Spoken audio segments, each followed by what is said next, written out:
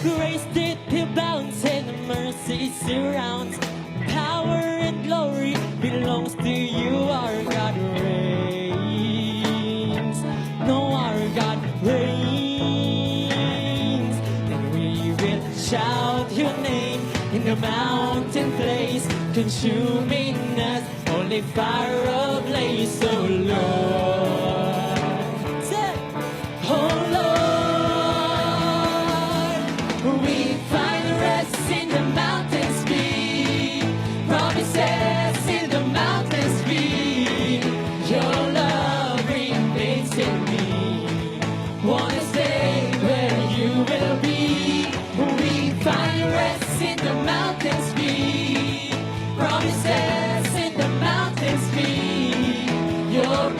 It's overwhelming me as your blessings pour out in me.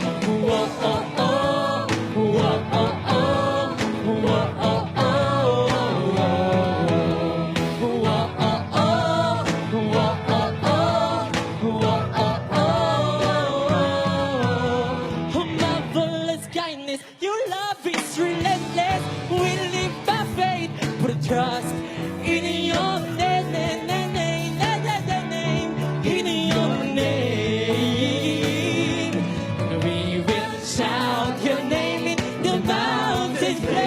Consuming us, holy fire ablaze, oh Lord, oh Lord, we find rest in the mountains deep, promises in the mountains deep, your love remains in me, as your blessing pour out in me. We find rest in the mountains deep, promises in the mountains speak, your presence overwhelming me, Lord, as your blessing pour out in me.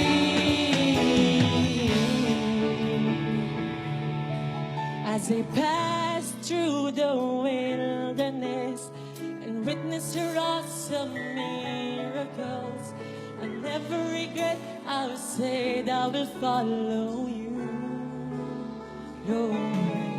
As he passed through the wilderness and witness your awesome miracles, I never regret, I would say that I will follow you as I pass, Lord. As I pass through the wilderness and witness your awesome miracles, I never regret, I would say that I will follow you. Follow you, I'll follow you, I'll follow you, I'll follow you, I'll follow you, I'll follow you. Say, yeah, we find rest in the mountains, Lord. Promises in the mountains, your love remains in me, Lord. Wanna stay where you will be. We find rest in the mountains deep, promises in the mountains deep, your presence overwhelming me, as your blessing pour out in me. Say, whoa, oh, oh, whoa, oh, oh, whoa, oh, oh, whoa, oh, oh, whoa, oh, oh, whoa, oh, oh.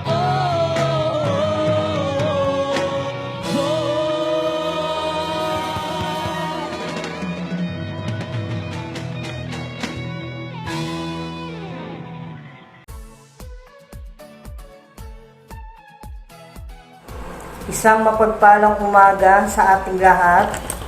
Tayo po ay makiisa at sabay-sabay na sumamba at magpuri sa ating Panginoon. At ihanda po natin ang ating mga Bible at ang ating mga sarili sa pakikinig at panonood ng live streaming ng ating worship service. And as we come together to worship the Lord and listen to His Word, sabay-sabay din po nating alalahanin at pagdasal ang buong mundo sa kinakaharap po natin ngayong pandemya at krisis. Lagi po nating isa-isip at isa-puso na meron po tayong malaking Diyos na kasama nating lumalaban. At ngayon po, tayo po ay pamumunahan ni Pastor Aaron at Pastor Love para sa ating Sunday online service. Let's ready ourselves, our heart, as we continue to celebrate the hope we have in Christ because our God is alive. Yes, amen.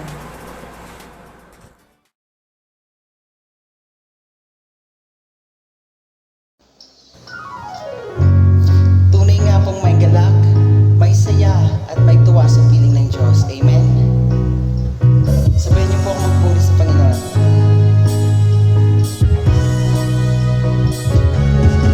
May galak, may saya, may tuwa sa piling ng Diyos. Sapagkat hirap na puso ay naglalaho. May gawin, may siyaw at papuri para sa Diyos. Nahatid ng pusong pinagpala niya ng lubos. Handog niya ay kapayapaan, handog niya ay kagalakan, handog niya ay kalakasan sa bawat pusong napapagal. Iyan ang awit ng pagpuri, awit ng pasasalamat, at ang awit ng pagsamba ay para lang sa Kanya.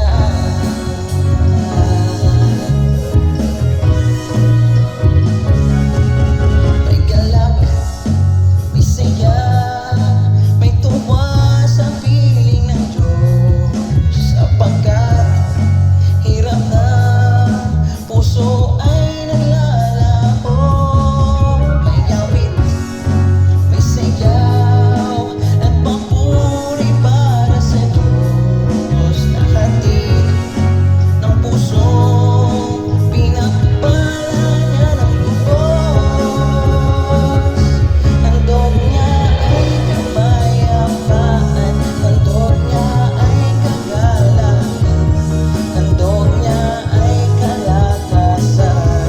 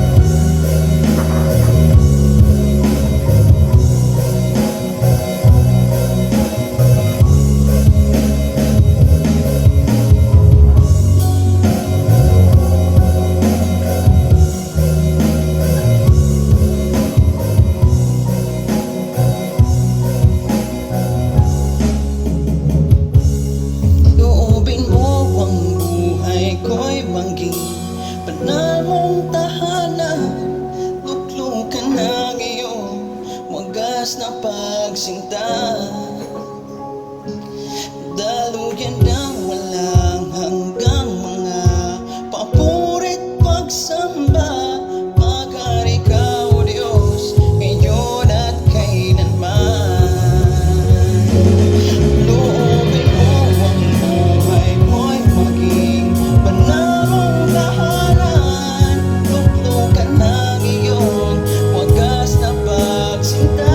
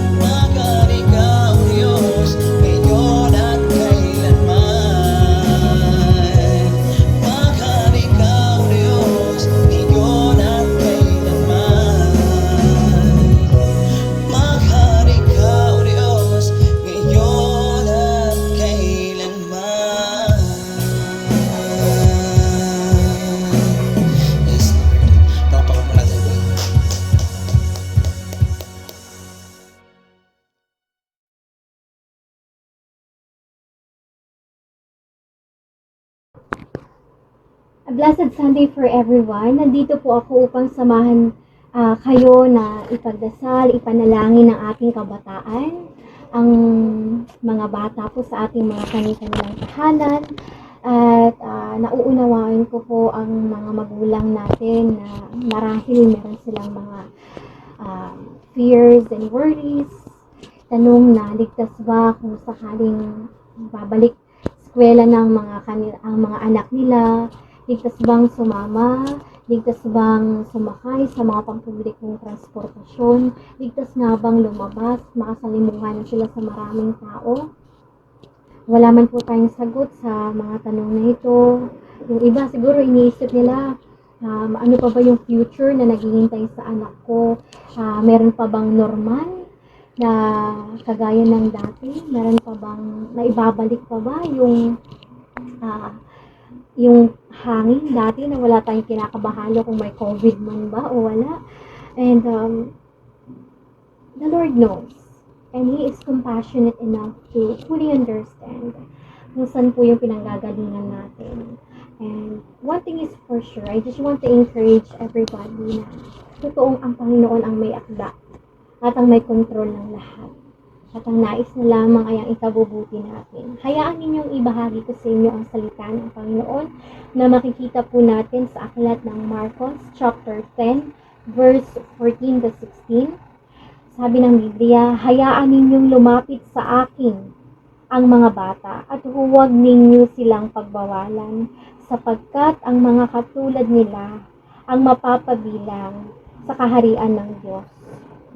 Tandaan ninyo, ang sino mang hindi tumatanggap sa kaharian ng Diyos tulad sa pagtanggap ng isang bata ay hindi makakapasok sa kaharian ng Diyos.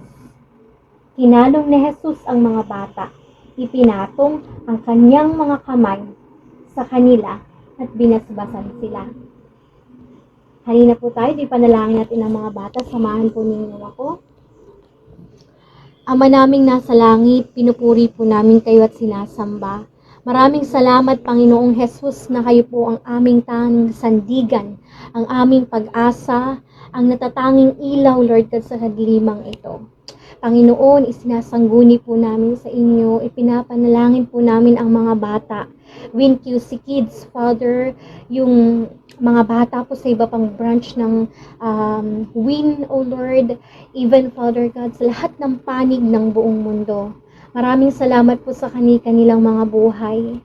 Lord, you have plans, Lord God, sa buhay nila, to prosper them, not to harm them, to give them a hope in the future. Lord, proteksyonan niyo po nawa ang kanilang isip, ang kanilang emosyon, ang kanilang mga puso, ang kanilang minds, O Lord God, sa kanilang paglaki. At naway gabayan po ninyo sila, katulad ng paggabay ninyo sa kanilang mga magulang. Bigyan niyo po sila ng katalinuhan, ng sapat na pasensya at pagmamahal to train up a child in a way he should go, that when he is old, he will not depart from it. Thank you po, Panginoon. And I pray, Father, sa mga haligi ng tahanan, sa ilaw ng tahanan, sa mga grown-ups, ates and kuyas, tita and tito, lola and lolo. Bigyan niyo po sila, Lord God, ng wisdom, Panginoon, kung paano i-handle yung emosyon ng mga batang ito, kung paano sila palakihin na aayon sa inyong kalooban, Panginoon. Lord, may you remove any worries, fears from our parents right now. May you, Lord God, show them, oh Lord, how mighty the works of your hands are. And I'm praying, Lord God, for these little children, oh Lord, that you will bless them. Give them a heart that is willing to respond in obedience, oh Lord. Thank you for the very bright future ahead of them. Waiting, O Lord God, for you will never lie, you will never disappoint us, O Lord God.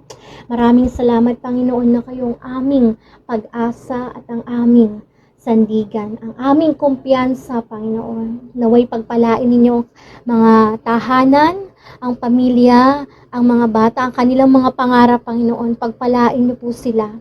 May you mold them into a person, Lord God, you want them to be. Thank you, Father, that you hear us, your children, when we cry for help. And this will be our prayer. In Jesus' mighty name we pray. Amen and amen. Praise God, amen. Maraming salamat po sa pagsama niyo sa aking manalangin sa ating mga bata. Nawa po'y mapagpala tayo sa ating praise and worship sa araw na ito at sa ating pakikinig sa banal na salita at sa maghahatid ng mensahe sa atin ngayong araw ng linggo. Happy Sunday everyone! Be blessed children. In Jesus' name, amen.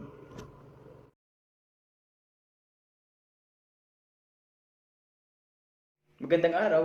Ang aking babasahin ngayon ay ang Aklat ng Mga Gawa, chapter 1, verse 6 to 11. Nang muling magkatipon si Jesus at ang mga alagad, nagtanong sila kay Jesus, Panginoon, itatatag na po ba ninyong muli ang kaharian ng Israel? Sumagot si Jesus, ang mga panahon at pagkakataon ay itinakda ng Ama sa kanyang sariling kapangyarihan at hindi na kailangan pang malaman ninyo kung kailan iyon. Subalit, tatanggap kayo ng kapangyarihan pagbaba sa inyo ng Espiritu Santo at kayo'y magiging saksi ko sa Jerusalem, sa buong Judea at Samaria at hanggang sa dulo ng daigdig.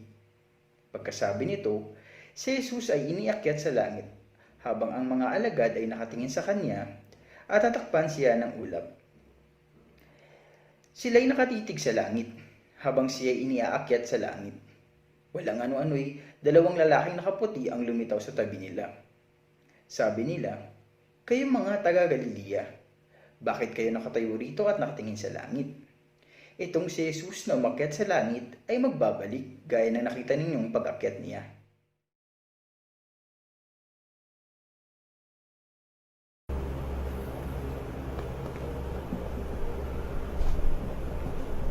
Mapagpalang umaga po sa ating lahat. Ako po si Pastora Lubina Gibao. Ako naman si Pastor Aaron Gibao na bumabati ng isang mapagpalat umaga at naway kayo nasa ligtas na kalagayan.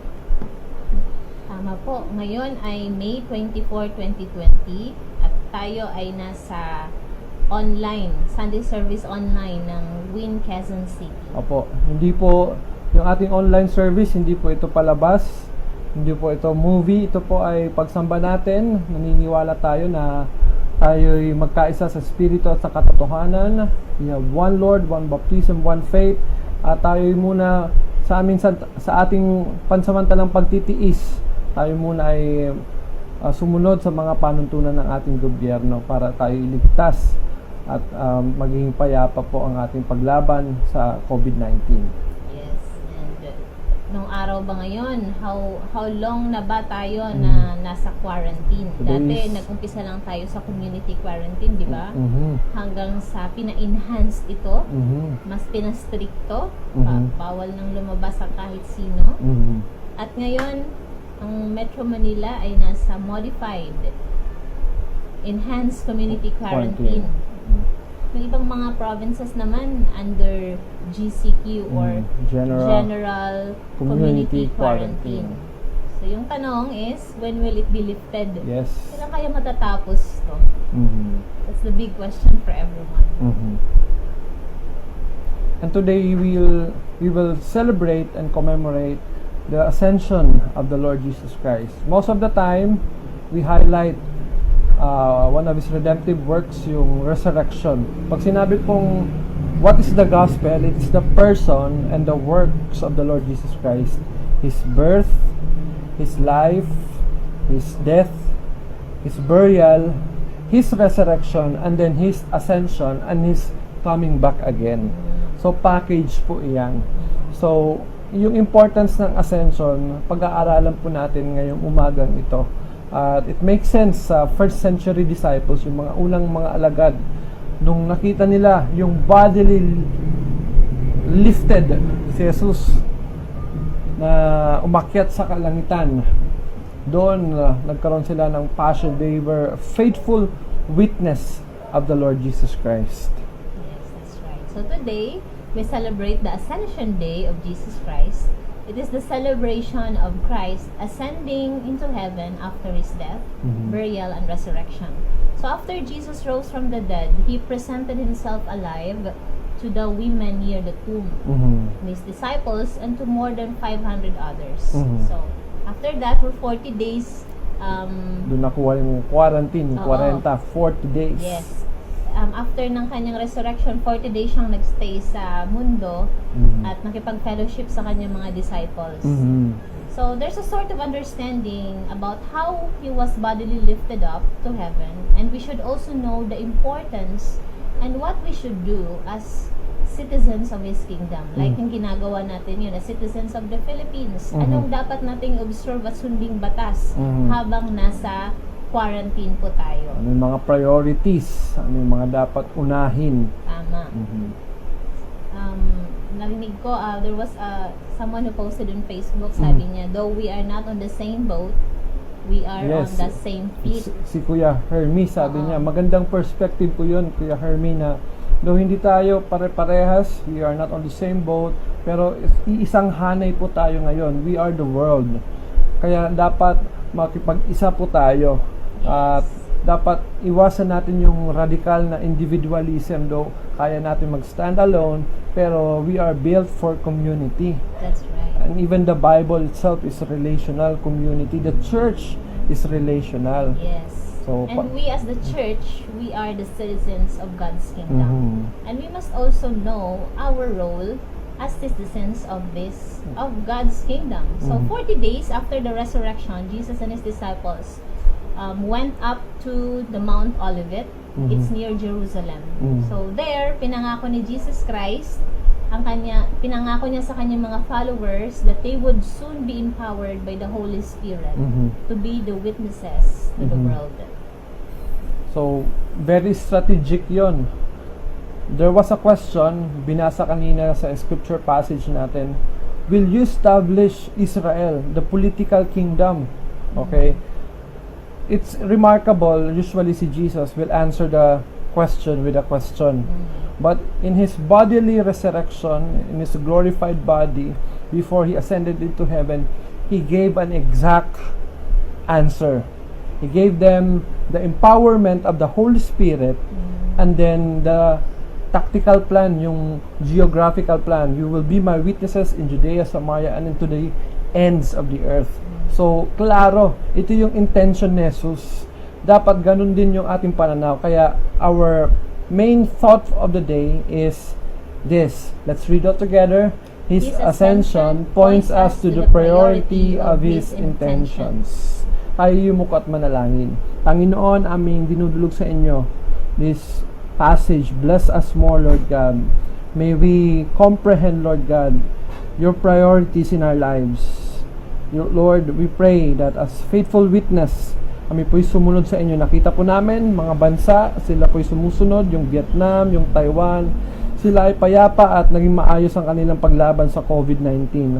Kami po, Panginoon, in your spiritual kingdom, as followers of the Lord Jesus Christ, help us to obey, to prioritize your objective, your kingdom will, Lord God, yung mga plano niyo po, Panginoon, para ang iyong kalooban ay mangyari po sa aming kalagitnaan. Ito pong aming samot dalangin sa pangalan ni Jesus. Amen. So let us go through the passage. Merong tanong nga at merong sagot ang Panginoong Jesus. Kindly read verses 6 to 8. 6 to 8 sa New Testament Pinoy version ko tayo.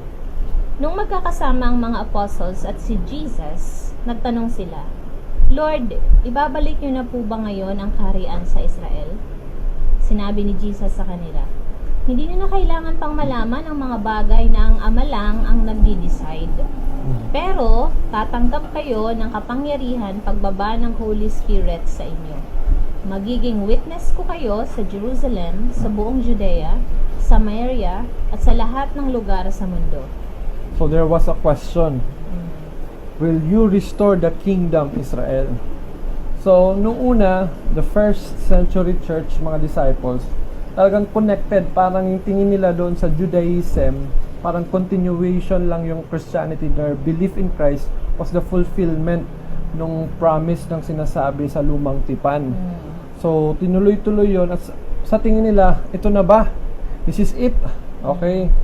Mayroon na ba tayong lifted na political kingdom? Ano yung tugon ni Jesus doon? Sabi ni Jesus sa tanong, hindi nyo na kailangan pang malaman ng mga bagay na ang Ama lang ang nagde-decide. So it talks about the future things. So yung most of the time, there's mystery, there's unknown future. But Jesus answers, yung kanyang sagot sa ating mga katanungan para sa kinabukasan, actually hindi yung explanation of what will going to happen. He usually gives the promise of His presence. Ano yung kanyang sagot? Sabi pa niya, pero tatanggap kayo ng kapangyarihan pagbaba ng Holy Spirit sa inyo. Magiging witness ko kayo sa Jerusalem, sa buong Judea, Samaria, at sa lahat ng lugar sa mundo. Ayan. So, before the ascension of Jesus, He gave this promise of the empowerment. The Holy Spirit was already working in the lives of the believer. So, binigyan siya ng empowerment para maging faithful witness sila. Kaya later on, yung sinabing witness doon at sinabi ding power, the dunamis power, nagbibigay sa kanila ng kapangyarihan para mamatay para sa kay Kristo, para manatili hanggang wakas, maging tapat kahit sa mga pagtitiis at sa mga problema. So, that's the promise, that's the intentions of Jesus. That's why, yung sabi po namin kanina, His ascension Points us to the priority of His intentions. Ano ang kanyang intention dito? Na sila ay maging witness. Doon, saan sila magiging witness? Sa Jerusalem, sa Judea, sa Samaria. Samaria, at sa lahat ng lugar sa mundo. At makikita natin yung pattern in the book of Acts where this is a sequel of Luke's letter, historical account to Theophilus. Sabi niya, ito ang gawa ni Kristo. So, ascension is very important kasi it points us to the priority. Yung ano talaga yung mahalaga kasi marami ngayon talking about Christianity, minsan nag-aaway-away, political, or merong debates about historical information. Pero actually, ang gusto ng Panginoon sa atin, we will be a faithful witness. Kasama na po doon ngayon in the 21st century na nasa to the ends of the earth, na fulfill na yon ng mga first early disciples, and now we are enforcing the gospel, the person and the work of Jesus. Yung ascension ni Jesus noon, di ba? Until the wake of His coming. Mamaya mababasa natin. Let's go on further doon sa verses 9 to 11. Pagkasabi niya dito, inakyat siya sa langit. Nakatingin sa kanya ang mga disciples hanggang sa natakpan siya ng ulap. Nakatingin pa ang mga disciples sa langit habang umaalis siya.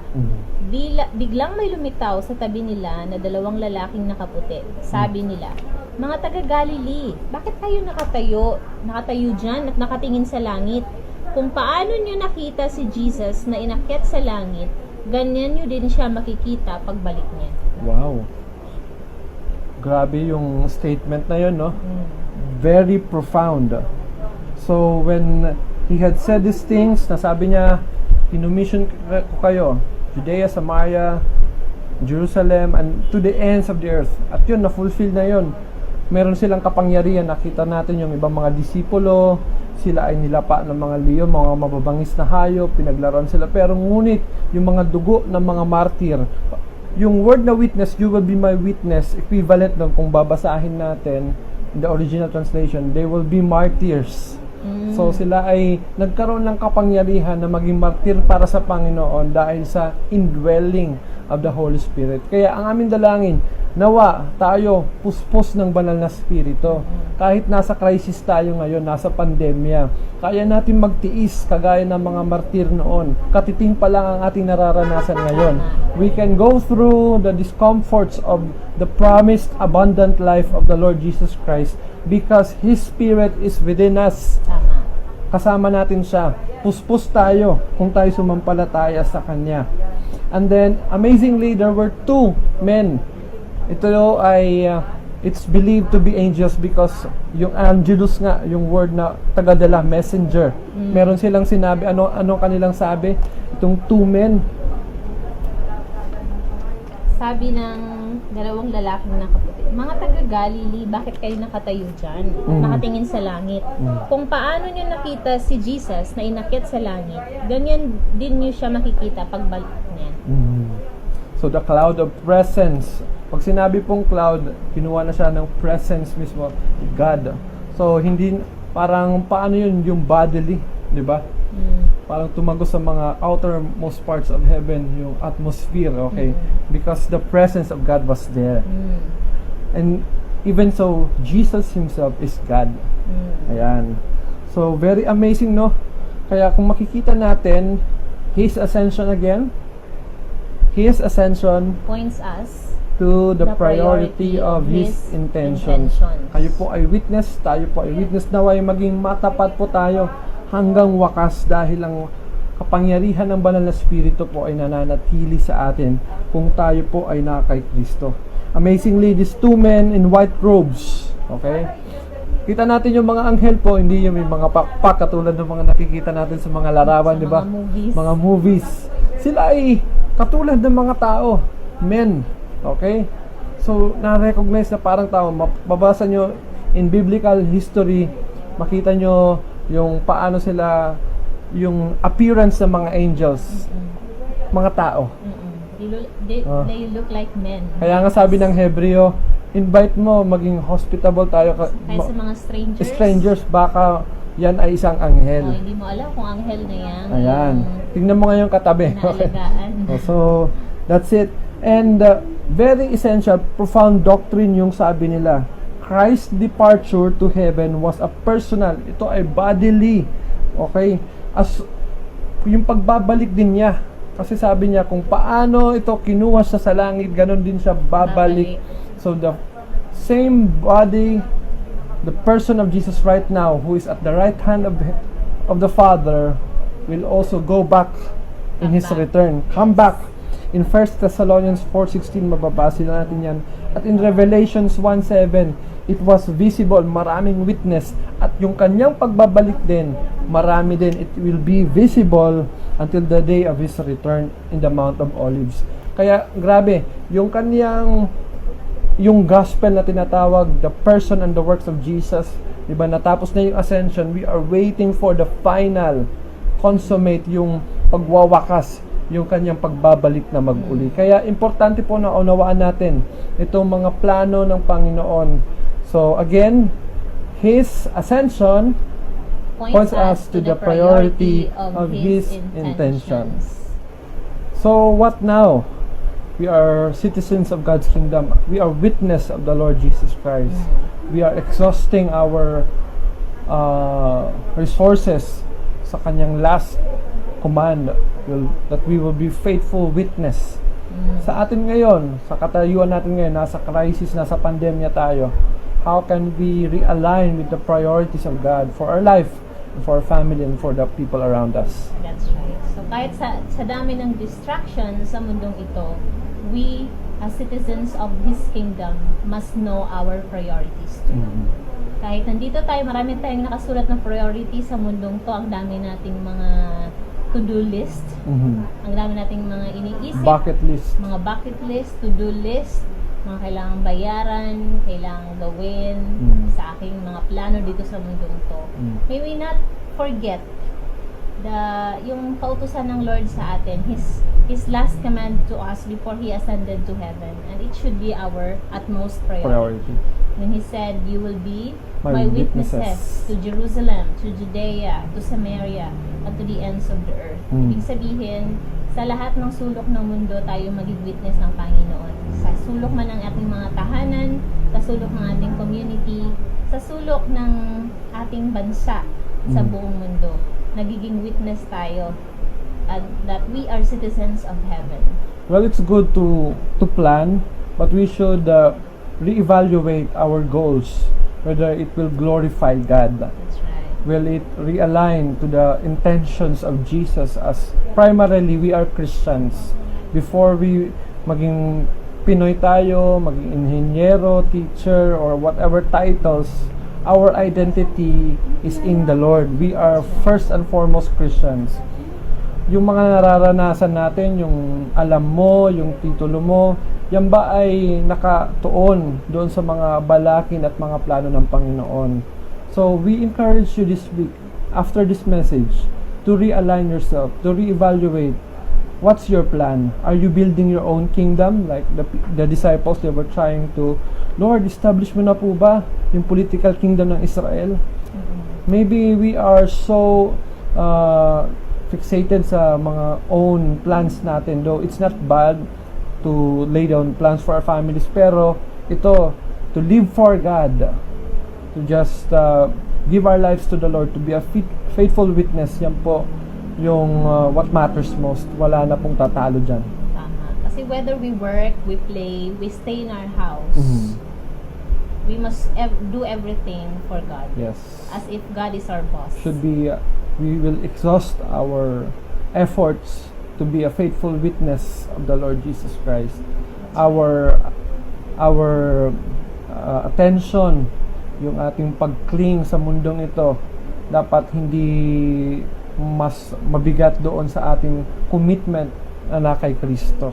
Our attachment to this life, hindi dapat yun yung mangibabaw, kundi dapat yung ating pagmamahal sa Panginoon, yung pagiging mabuting nating witness, tagasunod sa Kanya as citizens of the Lord Jesus Christ.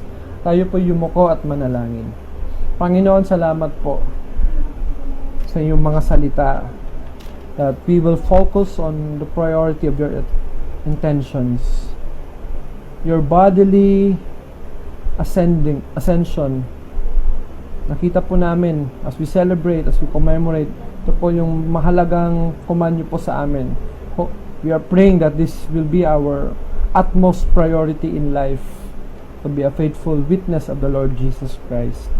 We will share the gospel, we will share like what we have learned last Sunday, to be a good neighbors, Lord. Mabuti po kaming magmahal. We can win this crisis through love. Loving you, Lord, and loving the people around us. Help us to endure. Help us to be filled by the Holy Spirit. We will not gratify the sinful desires. Kami po ay puspos ng banal na Espiritu, that we can be faithful martyrs, witness of the Lord Jesus. Salamat po. Ingatan niyo rin po ang aming mga kapatiran, siyang nagdudusa ngayon sa buong mundo. Naway kami manatili hanggang wakas, dahil ikaw po ay tapat hanggang wakas. It's you, God, who will keep us to eternity. It's your grip on us that holds us forever. Kaya salamat po. Ingatan niyo po ang bawat isa. Naway meron kaming pagnilay-nilay, i-realign po namin mga sarili, ang aming mga goals. Ikaw po, Panginoon, ang priority ng aming buhay. Ikaw pong number 1 po, Panginoon. Sa pangalan ni Jesus. Amen. Amen.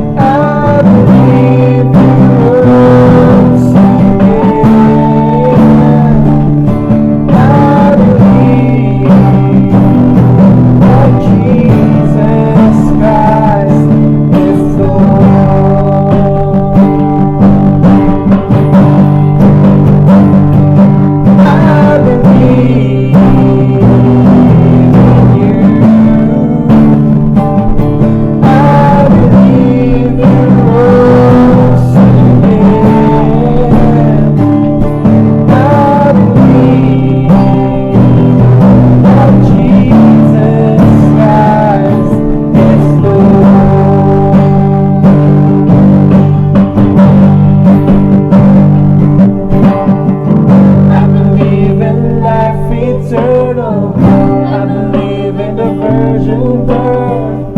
I believe in the saints committed, and in our holy church. I believe in the resurrection, when Jesus comes again. For I believe in the name of Jesus. For I believe in the name of Jesus. For I believe in the name of Jesus.